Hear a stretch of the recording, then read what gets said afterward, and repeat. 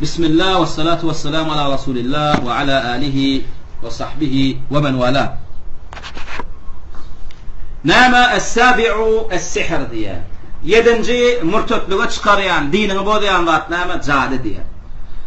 Ve minhu s-sarfu vel-atıf diye. Ve nama bir ayalın erkek çatmaklık ya da ayal ayrıştırmaklık cadiden diye. Düşündün mü?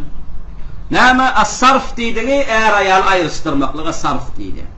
Vel-atıf dediği nama bir-birini halamayan erkeklerin ayal cutlaştırmaklığı ya öğrendirmekliği ya ara çıkarmaklığı sebep olmakından atıf diye. Düşündün mü? Atıfan dediği bir vadı üstüne atmaklık dediği dil taydan. Düşündün mü? Ve minhu s-sihru ve minhu as-sarfu vel-atıf diye. Cadi mutlakan haram. Cadi etmeklik, cadi ananmaklık, onu öğrenmeklik neyme? Kafirlik, murtetlik, dinden çıkarıyor. Böyle köpçülüğün düşüncesinde neyme? Ayağıyla ayrıştırmak, ya bir adamın bir ayağıyla barıştırmak, cadi döreyden yoktur. Yok. Şogat aslında sık cadide in esafı bulunulayanlardı. Femen faalehu, kim şu cadini etse? Ev radıya bihi, ya da şunun edilmekliğine radıyı olsa, ve şolarak yıkılsa neyme oluyor? Kafara dinden çıkıyor.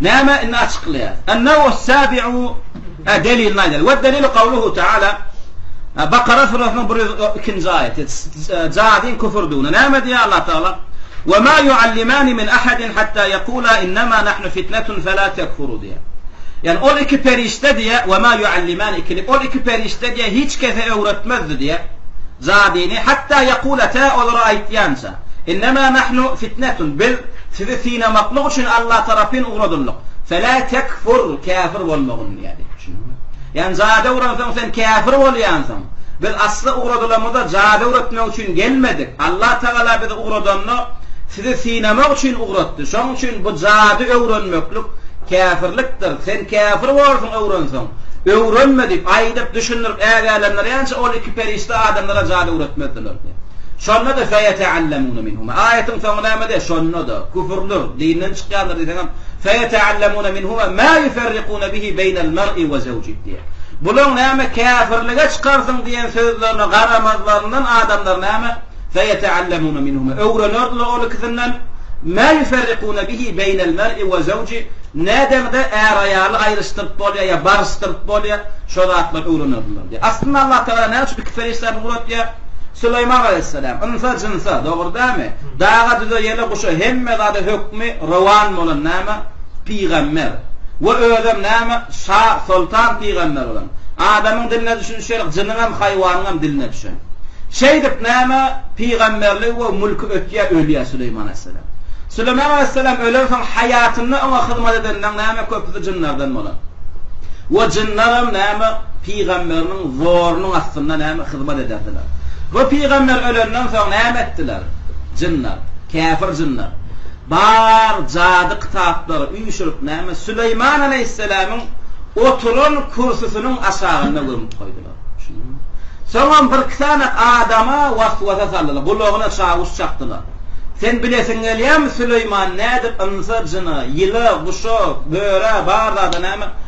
Hükmü yören. Olan hova diye barket oturan kursusunu kaldı diye. Şun aşağında Süleyman'ın ulunun näme? İlmi var diye. Bunun bar Süleyman Aleyhisselam ölüyorsan kursusunun aşağının qadiyaları oluyor. Şu kafir cinnan gömen cadı kitapta çıkıyor. Şeydi var näme? Yevreylerin içinde cadı yeri. En ulu cadı oydur. En ulu satanistler näme? Yevreylerin içinde oluyor. Şeydi var näme? Cadıya yere. Çünkü Allah ondan näme? Cadıya yere ve o cinnalım. Son beyleki cadı oylarım. Bu ilmi kime yonkayalır? Süleyman'a yonkayalır Aleyhisselam'a. Şunun için Allah Teala Süleyman Aleyhisselam cadin inke cadı ilmini ayıracak olup näme diye ve ma kefara Süleyman diye. Süleyman kafir değildi diye. Velakinne şeyatine keferu diye. Yani hakiki kafirler kimlerdi? Şeytanlardı diye. Cinlerdi diye. Yani näme olur? Şu küfrünü revaçlamaklıklar için şu küfre ertiyen ilmi. Küfür ilmini kime yonkadılar? Süleyman Aleyhisselam'a yonkadılar. Şeydi ben näme Süleyman Aleyhisselam'ın dövründe ve ölümünden sonra näme dövründe zadi yayradı. O adam näme peygamberimizin mucizesine qabat geldi. Süleyman Aleyhisselam näme hayvanın diline düşünürdü. Yerlere hüküm ederdi. Zadi değil ya adam şunlara qatlar et ya. Ondan cınnaram näme Süleyman'ın etýände zat ile de ilmi dip näme zat ilmi ýaýrady wol adamlar. Mucize näme, jin näme? Mucize näme, zat näme? Peýgamberler etýände näme, zat boýlan etýände näme? Halkyň içinde näme? Peýgamberin ilmi bilen näme jindan zady küfür ilmi bulaşýar. Şoň üçin Allah Taala iki peristan uğratdy. Barın öwredin ene bula zady Süleyman'ın etýände wahy. Şunuňmy? Şeydi ben zade uğrattılar. Adamlar bulgat zadeken küfreken Süleyman'ın eden vadı Allah ona beren gücüken, yardımıken, ona etýände mucizeken. Şoň şu näme zady bilen näme wahy, zady bilen mucizen aratyny adamlar tapawutdan orýalyk näme tapawudyn bilerler Allah Taala'nın iki tane peristan yerini ýüzüne uğratdy. Gitti adamlar öwredim diye bilsinler, aydın diye. Süleyman'ın etýände zadydan hakykatda ene zady şu diye. Ýöne aydın diye. Şuda diye öwrenmeklik küfürdir, öwrenenem kafirdir diye. Ondan tamam kim kafirlik istese öwredim diye. Şunuňmy? Şoň üçin şu kiperistan näme diýdi? Ve ma yuallimani min ahadin. Öwrenmäne gelenden bir ýerine de öwretmez hatta yaqula ta aýtýança ol kisi ol adamlara innema nahnu fitnetun. Biz sine üçin uğradyk. Haýsyňyz küfür saýlaýaňyz, jindan ilmin saýlaýaňyz, haýsyňyz wahyin saýlaýaňyz. Süleyman Aleyhisselam mucizetin dinini saýlaýaňyz. Şonda da näme öwrenerler, küfür öwrenerler. Şunuňmy? Şoň üçin näme orf başda bide gelenne 5 ýyllygy satanistlar jyna çokunýanyň 5 ýyllygyna kommunizmiň näme ilmine kimin ilmi diýip ýonkadylar. Zivizda Salamona diýip ýaýratdylar. Süleymanyň ýyllygy diýip ýaýratdylar. Şoň üçin biziň köp zady oýlanmaly. Bundan o 20-nji, 30-njy, 40-njy ýylyň zady oýlarynyň köpüsiniň şifrowkalaryna, dogatmalyna tereten 5 ýyllyk bardyr. 5 ýyllyk da şu wada çernem gelýär. Enne garaşsyzlygyň faýazyndan näme o ýyllyk ötdi. Enne näme Süleymanyň ýyllygynyň geçdi-de näme boldy? Zivizda Davida boldy. Dawudyň ýyllygy boldy. 8 ýyllyk boldy. Olar ýyllyk paralar, jyna çokunyp berenler. Olar zada çokunyp berenler. Şunuňmy? Ýewreýler ýalyp zadyny bilýän adamlar ýok. Sebäpli näme? Olar jyndan elinden, şeytanyň elinden gönümün zadyny öwrenen milletler. Şu adam näme? Bizim ýurdumyzda edilýän, doga diýilýän matlar. Köp molla ya ahun adyny götüren adamdan köpüsi molludy däl, ahunam däl, şeytan, jin, porhon diýilýän adamlar. Etýän matlaram, Kur'anyň däl, diniň däl, zadydan. Os gelmedinden öňläme şeýle gurrumlar bar türkmeniň üçin. Porhon diýilýärdi, dogry dämi? Däli diýilýärdi, derwiş diýilýärdi, zadywoy diýilýärdi we alim, ulama, ahun diýilýärdi. Enne gitti, nire gitti? Enne näme plan porhon diýip tanylanar. Plan zadywoy diýip tanylanar. Plan derwiş, plan gijen diýip tanylanar. Diňe ahun we molla we. Näme üçin? Öň orf gelmedinden öň türkmenler, sünni musulman türk bolan alimler bardy, ulamalar bardy. Porhon kim, gijen kim, molla kim, ahun kim bilýärdiler. Şoň üçin porhon diýärdiler. Gijene gijen diýärdiler. Zadywoy diýärdiler. Ahuna ahun, alima alim diýärdiler. Orf geldi garda hiç tadyn goýmady. Ne alim goýdy, ne ahun goýdy, ne molla, ne mufti, Kur'an, hadis hiç tad goýmady. Enne näme bu näme alimlaň boş halkyndan, alimsiz halkdan, ilimsiz halkdan näme halkyň ilimsizligyndan, alimsizligyndan peýdalan zady oýlar näme etdiler? Inne özlerine biz porhon, biz gijen diýen aklar, biz ahun, biz molla diýär, biz doga berýäs diýär. Berýän dogalaram näme 99%-nyňki äraýal getirmek ya äraýal aýryşdyrmak. Ödem zady ýol bilen etýärler. Ya gyýzlygynyň gyýzyny gaýtarmakmyş, ya näme ýiteni tapdyrmakmyş. Bular hemmesini etýänler näme zady, dinden däl, etýänler küfür. Şolara razy bolmaklygam näme küfür. Taýyp, bu aýatyň näme tefsirini düşündik. Enne näme diýär? Açıklaýar. Anna was-sabi'u min anwa'ir riddati. Enne näme murtetlige çykarýanlaryň 7-nji görnüşi zady diýär. Zadan näme zady oýun etýänler. Yani zady hemme bilýär. Zady oýun etýänler. Ýöne her biriniň näme zady etmeklikden näme ýetýän etmeli ýollary bar. Aslında zady oý zady näde etýär? Bir jyna gol bermeklik bilen düşünün. Aslında biz Allah'ın dinini näde bolýar? Alimden öňünde oturmaklyk bilen bize wahy gelenär. Şunuňmy? Rasulullah ölle wahy kesildi. Enne näme Rasulullah dinini kim? Rasulullah'ın ağzından sahabalar aldı. Olardan tabiiler şeydi ve näme Rasulullah'ın dini alimden ağzından ağzına geçýär. Şeydi ve näme bize ýetdi. Enni kafirlerin ilmi jinnan şeytandan jinnan şeytandan özünden alınýar. Şoň üçin zady oýlar zada etjek bolsa, oglunlar bir zady şoň. Zada kafir bolmasaň yetip bolano. Kafir bolmasaň, imanını dirmesen zadygoý bolano. Düşündiňmi? Şoň üçin zadygoýlar zady boljak bolsa näme etmeli? Aslında näme käbir jin tutulýan kitaplarda 10 sanak esasy ýoluna aýtýarlar. Esasy näme? Zadygoýlar jini şu 10 sanak zadyň üstünden tutýar diýerler. Emma onsa gerekke öz ýurdumyzda degişlisi gerek. Bizim ýurdumyzda näme? Şoň 3 sanak edilýär. Bizim ýurdumyzda näme? Şoň 3 sanak edilýär. Biri näme? Tersoqan diýerler. Düşündiňmi? Biri tersoqamaklyk ýoly bilen näme jin tutýarlar. Kim? Hoca Ahmet. Ady näme?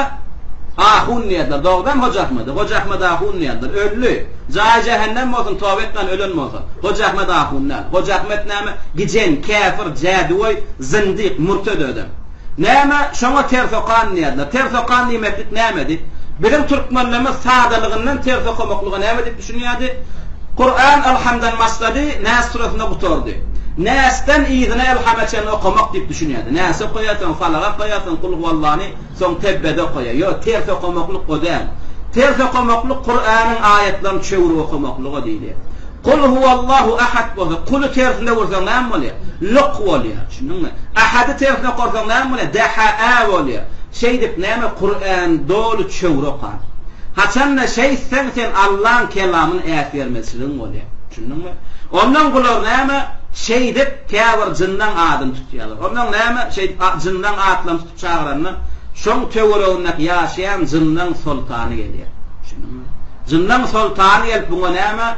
Teklif etdi. Näme üçin sen meni çağırdın diýär. Näme gerek diýär. Men hyzmatyma näme?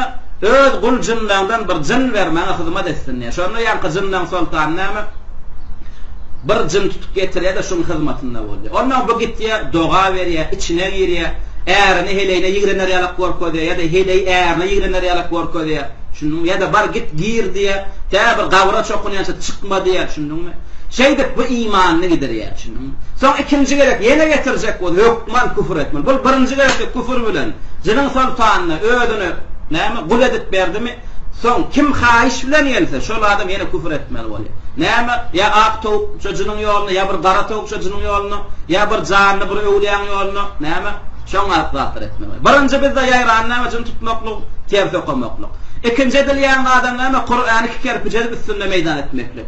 Şo kitapda agdalýanlar onuň biri şu. Bizim ýurdumyzda näme? Plan näme? Kur'any iki kerpiçe bulananlar diýär.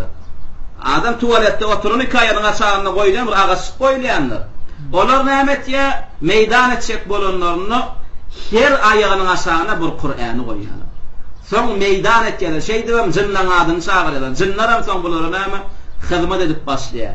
Şular zindi, bulardan aňyrda kafir ýok. Ýöne il köpçüligiň içinde kim diýip tanalýar? Plan molla diýip tanalýar. Plan ahun, agzy demli, güýçli, öwliýa, pir, itinen bir hal barmy? Şuňalyk näme? Alim, ahun, ulama diýip tanalýar. Bar näme? Jinni, porhan, bar näme? Musulman adamlarda, ýöne näme? Musulman adamlary allaýarlar, oýnaýarlar. Ýa-da näme? Şuňalyk bir adet ýalar. Garaslyk alaýan wagtymyzda Bekrewede bir näme jady uratýar diýdiler. Bir garnaşdan beri gidip görüpdir aýal eken. Näme diýipdir? Gün matyp barýaka tuwaletyň içinde 40 tane pişigi warnaň içinde gara pişigi. 40 tane pişig elim bilen gark edip öldür ondan diýipdir. Birinji tapagy. Birinji tapagy näme etmeli? Garanky düşüp barýaka tuwaletde warnaň suwdan doldurmaly. 40 tane gara pişigen tutup näme basyp gark edip öldürýär. Birinji tapak. Ondan soň gitdiýär näme etdi? Aýal bolsa zina etdi. Şunuňmy? Erkek bolsa beçewarlyk etdi. Ya gyýdyň bilen ýet, ya ejeň bilen ýet. Şuňalyk wagtlar buyurýar. Biziň jadygoý diýilýänler iň aňyr baş adam, iň aňyr baş küfür etmede jin oňa boýun bolanar. Jina tezde etýärler, hemme zat etýärler. Şunuňmy? Şoň üçin jady näme? Ve-sihru amalun ya'maluhu es-sahiru diýär. Jadygoý etýänler diýär. Her jadyň bir etýän küfür bar. وهو على نوعين زاد وين زاد فمكور نشلول بر زاد ذا سحر حقيقي حقيقة زاد برزن زاد ذا تخيلي زاد ديلي شنو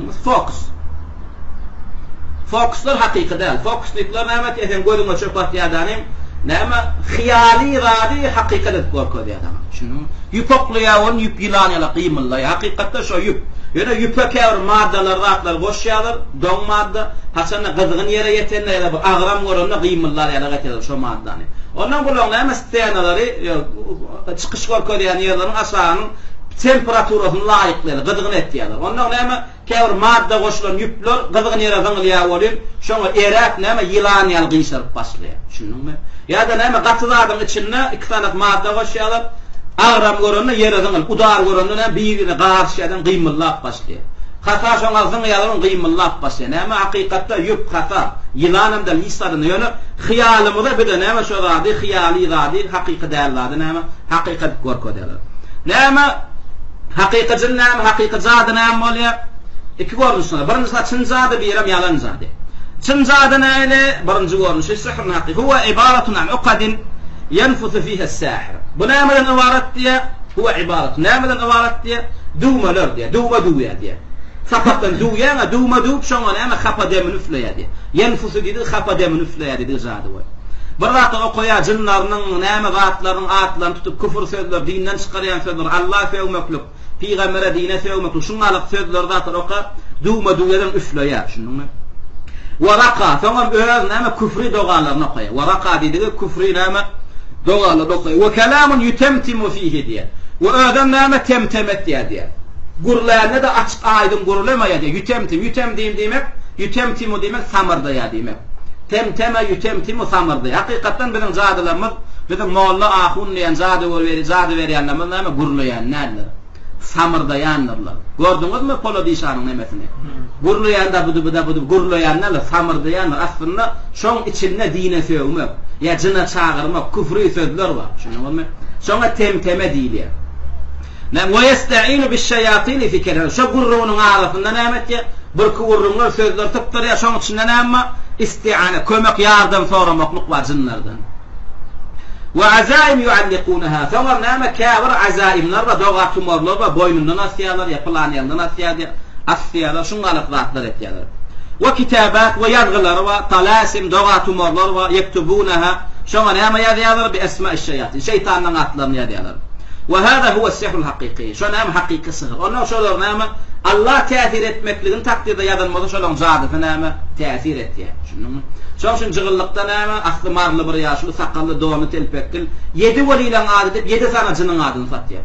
Ölüm ırsqallawasy diýerler. Jygylykda ol şulha sarun satýan ýanyna barsaň pasti barsynyň näme teregesinde bar. Irsqallawasymyş. Açyk görsäň hartuş, merdan, aramuş, jinnaň ady hemmesi. Ýöne ýylyň içinde näme dip başlaýar? 7 welilen ady dip başlaýar. 7 welilen adydan, 7 welilen ady bellemde. 7 welilen ady Qur'anna diňe, 7 weliler Qur'anna diňe Kehf surasyna kıssasy geldi boldy. Başga hiç hakykati ýok biz olar bardy. Emma olar adyny bilýärmiş. Itiniň reňkini eçenini bilýärmiş. Beýdiler näme rawasa fatýan ataram jinnan şeytanyň atlary. Bu näme haqiqi näme sihr. Ana şu haqiqi näme hada yu'athiru fil mashhur. Näşe näme Allah izni berilen bolsa Allah'dan täsir edilmeklik ýazylan bolsa jady edilen adama täsir edebilýär. Yu'athiru fil mashhur. Jadylanan adama täsir edebilýär. Nähile yani şu cadin täsiri näme bi qatlihi öldürebilýär, ya bi imradihi ya keselledebilýär, ya da bi imma bil ihlali aqlihi ya da aqlyna bir zeper ýetirebilýär. Aqlyna näme zeper ziyan ýetirebilýär. Bu haqiqi zadi. Emma näme ikinji warjy tahyili, yalan zadi, hiyali zadi. Olam näme bi an ya'mala ashya kawr raqil edebilýär ya zadi. Näme ýöne şu etýänlerni yuhayyilu adamdan näme yuhayyilu ila nas adamlara görünýär enneha sahihatun dogry ýaly. Fokusda elin şeyden molya uşağa çıkaran molya. Şeydik sen jüýüňden $100 çıkaran molya. Şunuňmy? Golaň pitiklerini bir çilim gaçyran molya. Şunuňmy? Adamyň golaňdan çilim çıkarma. Ya jüýüň pulsuz wagan jüýüňden $1 çıkarmy sen. Näme golaňky hyýaly, yalan golaňky fokus. Eller ýennem. Sen gödüňi jadylaýar bular. Gödüň görmedýär. Wa hiya gayru sahih etýän wagtlaryň bary näme yalan. Ýöne näme yuhayyilu lin-nas annahu yaqlibu al-hajara ila haywan. Näme adamlar gözüniň aldyna näme yaqlibu öwrenmeli. Daşy näme bir haýwana öwrenmeli. Ya annahu yaqtulu shakhsan wa yuhyihi bir adamy öldürip soň diýerelden moli. Wa yaqta ra'sahu thumma yarudduhu thumma kelletni ketip ýygyny goýanmeli. Şunuňmy? Ya o da girip ýanmadyk bolýar, o diýenmeli. Şuňa alaqlatlar. Şunuň. Şulan etýän bar batıl, bir öldürüp diýen Allah. Şu adamyň öldürüp diýen galjyn maňa bersin 12 bölege edeýin. Diýerler diýersin öldürme. Yalan emmesi. Şu Amerikanyň birini gorkadýan iň güýçli jady goýmuş diýip. Musulmanlar jady goýlaryň ony hiç satlar. Musulmanlar jady goýlaryň hiç sat. Musulmanlar küfür bolanyň ýeri. Bir döwür 92-93-94 ýylda Pakistandan Afgan Türkmen gelenler bide. Abdülmecid menem abi. Şo näme diýen eken şo? Şoň oturýan, şoň jady gorkadýan oturýan meýdana metdirtmäýin diýdi şu Amerikanyna. Dünýäniň güýçli jady we tanalýada. Näme owgar murşy bolany Pakistana geçen tamam Türkmenistana din dawaty näme niýeti bilen küfür dawaty etmene gelen adam Abdülmecid şoňa ady bar Pakistan Türkmen. Şo näme diýen eken? Oturşoň jady gorkadýan oturýan meýdan etmedälige deýin diýdi. Şunu şoň jady ondan güýçli. Ay Pakistan'da näme daýy millet. Näme suwatlaryň etýän wady näme hemmeti batyl. Delili näme Taha 66-njy aýatynda näme de yuhayyalu ilayhi min sihrihim annaha tas'a. Allah taala näme de yuhayyal ol adamdan gözüne görünür diye olan sihirleri näme tas'a ýöreýän ýalak bolup görünür diye. Hakykatda ýöreýän bolan. Ve ýene A'raf surasının 16-njy aýatynda näme de saharu a'yunan nasi wastarhabuhum. Näme olar jadyladylar a'yunan nasi adamdan gözlerini jadyladylar. Şeýdi we gorkudylar diye. Olar sen garagyň napýa. Ona etýän wady sana näme hakyky ýalak bolup görünýär. Şunu. Soň was-sihru kufrun. Eň asana deladan was-sihru kufrun. Zadam umum alamda näme jady goýup kafirlik. Deliller näme diýär? Walakinna ash-shayatin kafaru yu'allimuna an-nasa as-sihra. Baqara surasynda asl aýatyň näme? Wa ma kafara Suleyman. Yani Suleyman aleyhisselam ol peýgamber ol kafir däldi. Peýgamber adama jady etmeklik, goşgy ýazmaklyk munafibe bolanokdy. Ýöne kafirler kimlerdi? Ýöne kafirler eş-şeýatin, şeytanlardy diýär. Olar näde kafir bollar? Yu'allimuna an-nasa as-sihr, adamlara jady öwretdiler diýär. Es-sihru ta'allumuhu, inne sihr öwrenmeklik we ta'limuhu öwretmeklik küfrün billahi azza we celle. Allah kafir bolmaklyk. Kim sihr öwrense, ýa-da öwretse, ýa-da şonuň rawat bolmaklygyna razy bolsa, näme? Allah taala şol adam kafir bolýar, dinden çykýar. وهو نوع من أنواع الردة وهذا مرتدلون برغورنشي. طيب hükmüne mi jady goýun? Siran malymy?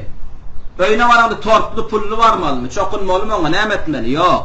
Ýoktel öldürilýär.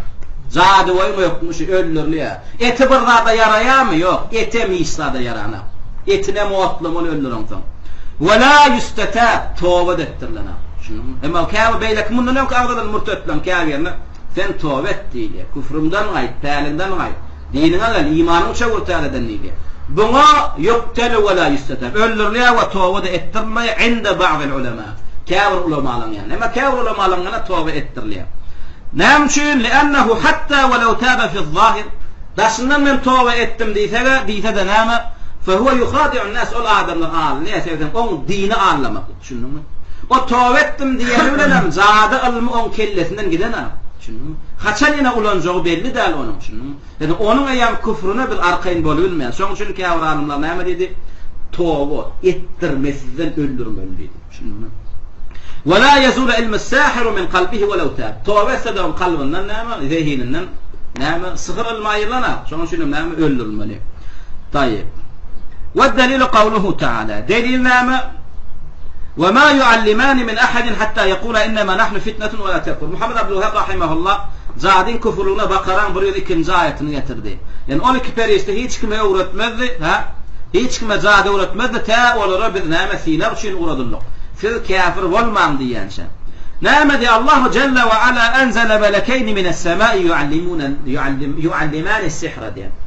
Celle ve Ala Allah subhanahu ve teala näme İki tane perişten asmandan yere uğratıyor adamlara näme? Jady uğradırlar ýaly. Näme üçin? Jady gowulan üçin? Ýa ibtilaen lin-nas adamlar sinamak üçin. Bular küfür saýlaýarlarmy?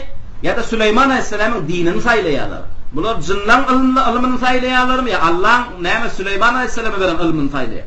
Bular sinamak üçin näme? Uğratýar. Wa imtihanan lahum fa iza ja'ahum man yuridu ta'alluma as-sihr nasaha. İnne fe izâ câehum kim gelse diye islâp öwrenmekliği jadini olan yanına nasaha nasihat bererdiler. İnnemâ nahnu fitne biz näme fîne üçin uğradyllyk. sizin haytiniz küfür haytiniz iman saylaýaňyz, şonu bilmeklik üçin goýduldyk. Fela tekfur, sen kafir bolma, bar git bu zady, sen kafir bolsun, öwrenme. Git Süleymanyň çagyrýan ilmine öwren, Süleymanyň dinine öwren, Süleymanyň näme dinine eýer şey diýerdiler. Ha, şonna da adamlar näme küfür saylardylar, düşündiňmi? Tayyip, bunu bilen muvaffak